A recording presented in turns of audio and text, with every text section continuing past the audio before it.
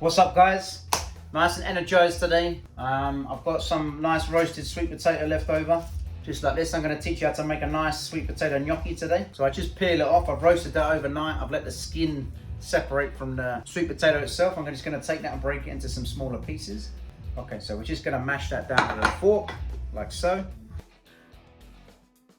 So I'm going to add a decent amount of salt to that now. Again, we need to counteract the sweetness in the potato, okay? So I've got about 300 grams there. So we'll go for about 70 to 75 grams of flour, okay? And then what I'm gonna do is just start to bring this together very gently with the fork, okay?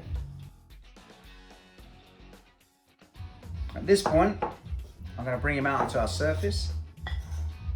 And I'm just gonna start to work it in with the scraper, okay? So the reason I'm cutting the flour in like this now and not mixing it by hand so much is because I don't want to work the gluten in the flour too much. I want quite a light finished product, okay? So we've got it looking like it's almost like a breadcrumb texture. We're going to start to bring that together with our hands. We're going to give it a very, very quick knead just to give it to the desired consistency that I want for rolling. And then we're going to roll it out, okay? So at the moment, what we've got is we've got the separation of the sweet potato and the flour. So what I'm looking to do is to bring those two together. If you look at the dough, you can see flour, you can see sweet potato. So when I mix it a little bit with my hand, I'm looking to see those two come together. So when I flatten it out, I can't see anymore. I'm gonna bring it into my hands because I don't wanna add too much flour at the surface at this moment in time. And I'm just basically mixing it together.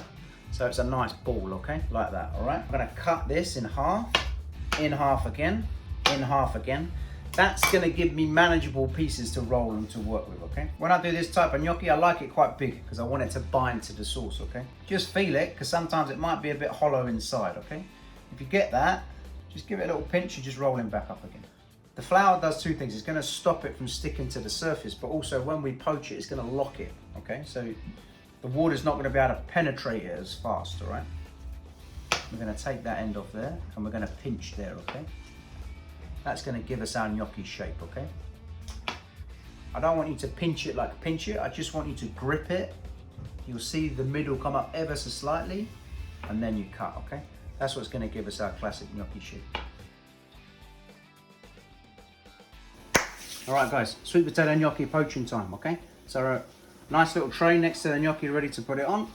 Decent amount of salt, remember? A little glug of olive oil just on our tray here. It's going to stop it sticking to the tray once we're done with it. I've got my little gnocchis here, ready to go in the water, okay? Water boiling rapidly. Let's keep an eye on them at this point, okay? Remember, once they float, they're nearly ready, okay?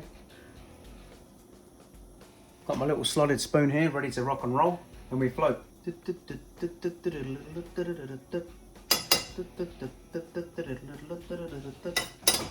The only thing you're looking out for is the dumpling to go whoop to the surface, okay? If you have some that come up and stay there, keep an eye on them, okay? Because we need to get them out of the water. So these two have been hanging around for a little bit. They want to come say hello.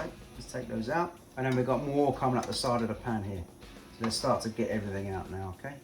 We're going to get all of those out of the water. And again, we're just going to let them steam off. I'm going to remove that pan out of the way. That's that part. I'll see you for part two.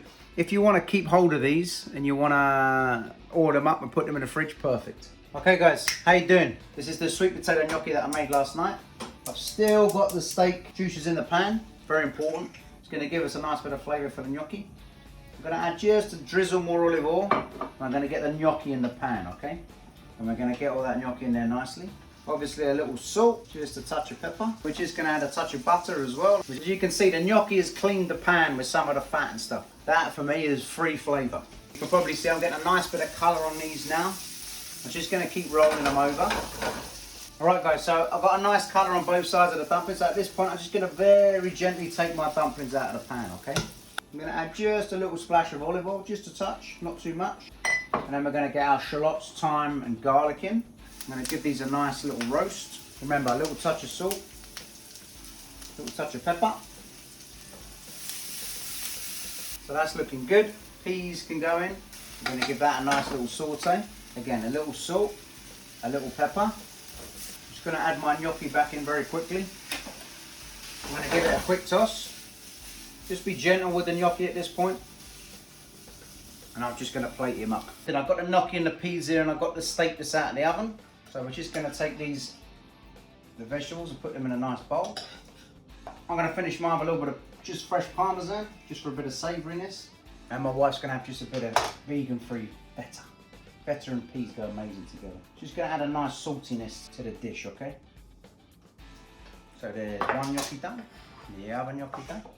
Enjoy, have fun with it. I'm gonna go and eat my dinner now. Toodles!